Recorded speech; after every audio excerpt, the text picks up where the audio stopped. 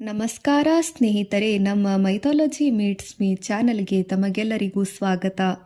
ಈಗ ನಾವು ಮಾತನಾಡಲಿರುವ ವಿಷಯ ಭಕ್ತಿಯ ಬಗೆಗಿನ ಜ್ಞಾನ ಮತ್ತು ಸಮಾನತೆಯ ಒಂದೇ ರೂಪವಾದ ದಿವ್ಯಾತ್ಮ ಶ್ರೀ ಕನಕದಾಸ್ ಜಯಂತಿಯ ಕುರಿತು ತಿಳಿದುಕೊಳ್ಳೋಣ ಬನ್ನಿ.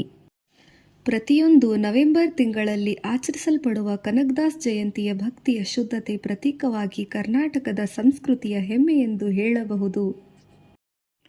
ಕನಕದಾಸರ ಜನ್ಮ ಮತ್ತು ಹಿನ್ನೆಲೆ. ಕನಕದಾಸರು 1509 ಹುಟ್ಟಿದ್ದರು ಎಂದು ಶೋಧಕರು ಹೇಳುತ್ತಾರೆ. ಅವರ ಮೂಲ ಹೆಸರು ತಿಮ್ಮಪ್ಪ ನಾಯಕ್. ಅವರು ಹಾಸನ ಜಿಲ್ಲೆಯ ಬಡಗುಳ್ಳಿಗನಡೂರು ಎಂಬ ಊರಲ್ಲಿ ಹುಟ್ಟಿದ್ದರು. ಅವರು ಕುರುಬ ಸಮುದಾಯದವರಾಗಿದ್ದರು. ಅವರ ಮನಸ್ಸು ದೇವರ ಭಕ್ತಿಯಿಂದ ತುಂಬಿತ್ತು. ಅವರು ಕನ್ನಡ ಸಾಹಿತ್ಯ ಮತ್ತು ಕರ್ನಾಟಕದ ಸಂಗೀತಕ್ಕೆ ತಮ್ಮ ಕೀರ್ತನೆಗಳು ಮತ್ತು ಊಗಾಭೋಗಗಳ ಮೂಲಕ ತತ್ವದ ಮಹತ್ವವನ್ನು ಕೊಡುಗೆ ನೀಡಿದ್ದರು. ವೃತ್ತಿ: ಅವರು ಬಾಡದ ಪಾಳೆಗಾರರಾಗಿ ದಂಡನಾಯಕರಾಗಿ ಇದ್ದರು. ಯುದ್ಧದಲ್ಲಿ ಗಂಭೀರವಾಗಿ ಗಾಯಗೊಂಡು ಪವಾಡ ಸದೃಶವಾಗಿ ಬದುಕುಳಿದ ನಂತರ ಅವರಿಗೆ ವೈರಾಗ್ಯ ಉಂಟಾಯಿತು ಮತ್ತು ಹರಿಭಕ್ತಿಯ ಹಾದಿಯನ್ನು ಹಿಡಿದರು. ಗುರುಗಳು: ಅವರು ಶ್ರೀ ವ್ಯಾಸತೀರ್ಥ ಸ್ವಾಮಿಗಳ ಶಿಷ್ಯರಾದರು ಮತ್ತು ಮಧ್ವಾಚಾರ್ಯರ ದ್ವೈತ ತತ್ವಶಾಸ್ತ್ರವನ್ನು ಅನುಸರಿಸಿದರು.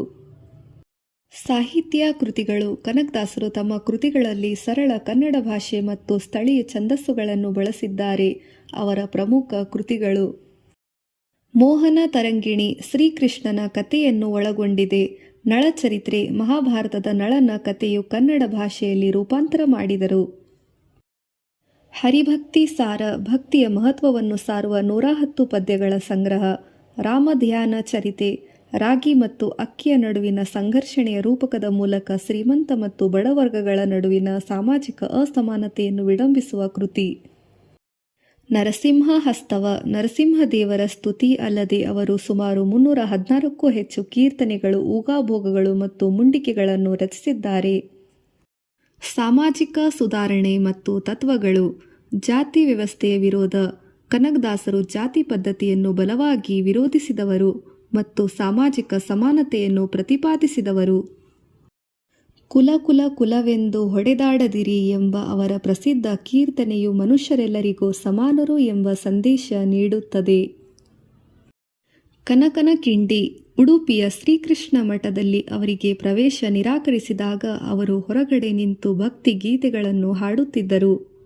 ಆಗ ಪವಾಡ ಸದೃಶವಾಗಿ ಶ್ರೀಕೃಷ್ಣನ ವಿಗ್ರಹವು ಪಶ್ಚಿಮಕ್ಕೆ ತಿರುಗಿತು ಮತ್ತು ಗೋಡೆಯಲ್ಲಿ ಬಿರುಕು ಉಂಟಾಯಿತು ಎಂಬ ಪ್ರತೀತಿ ಇದೆ. ಆ ಕಿಡಕಿಯನ್ನೇ ಇಂದು ಕನಕನ ಕಿಂಡಿ ಎಂದು ಕರೆಯಲಾಗುತ್ತದೆ. ಮುದ್ರೆ: ಅವರ ಎಲ್ಲ ಕೀರ್ತನೆಗಳ ಕೊನೆಯಲ್ಲಿ ಕಾಗಿನೆಲೆ ಆದಿಕೇಶವ ಎಂಬ ಅಂಕಿತನಾಮ ಮುದ್ರೆ ಬಳಸಿದ್ದಾರೆ. ಸ್ಮರಣೆ: ಕರ್ನಾಟಕ ಸರ್ಕಾರವು 2008ರಲ್ಲಿ ಕನಕದಾಸರ ಜನ್ಮದಿನವನ್ನು ಪ್ರತಿ ವರ್ಷ ಕಾರ್ತಿಕ ಮಾಸದ 18ನೇ ದಿನ ಕನಕದಾಸ್ ಜಯಂತಿ ಎಂದು ರಾಜ್ಯಮಟ್ಟದಲ್ಲಿ ಸಾರ್ವಜನಿಕ ರಜಾದಿನವಾಗಿ ಘೋಷಿಸಿ ಆಚರಿಸುತ್ತಿದೆ. ಕನಕದಾಸರ ಕೊಡುಗೆಗಳು: ಸಾಹಿತ್ಯ: ಮೋಹನ ತರಂಗಿಣಿ, ನಳಚರಿತ್ರೆ, ರಾಮಧ್ಯಾನ, ರಾಮಚರಿತೆ, ಹರಿಭಕ್ತಿ ಸಾರ ಮತ್ತು ನರಸಿಂಹ ಹಸ್ತವ ಅವರ ಕೆಲವು ಶ್ರೇಷ್ಠ ಕೃತಿಗಳಾಗಿದ್ದವು. ಸಾಮಾಜಿಕ ಸಂದೇಶ: ತಮ್ಮ ಕೀರ್ತನೆಗಳ ಮೂಲಕ ಜಾತಿ, ವರ್ಣಭೇದ ಮತ್ತು ಮೂಢನಂಬಿಕೆಗಳನ್ನು ಖಂಡಿಸಿದರು. ಕುಲ ಕುಲವೆಂದು ಹೊಡೆದಾಡದಿರಿ ಎಂಬ ಅವರ ಕೀರ್ತನೆ ಅತ್ಯಂತ ಪ್ರಸಿದ್ಧಿ. ಭಕ್ತಿ: ಅಚಲ ಭಕ್ತಿಯ ಮೂಲಕ ಅವರು ಹರಿಭಕ್ತರಾದರು. ಉಡುಪಿಯಲ್ಲಿ ಕನಕನ ಕಿಂಡಿ ಅವರ ಭಕ್ತಿಗೆ ಸಾಕ್ಷಿಯಾಗಿದೆ. ಧನ್ಯವಾದಗಳು.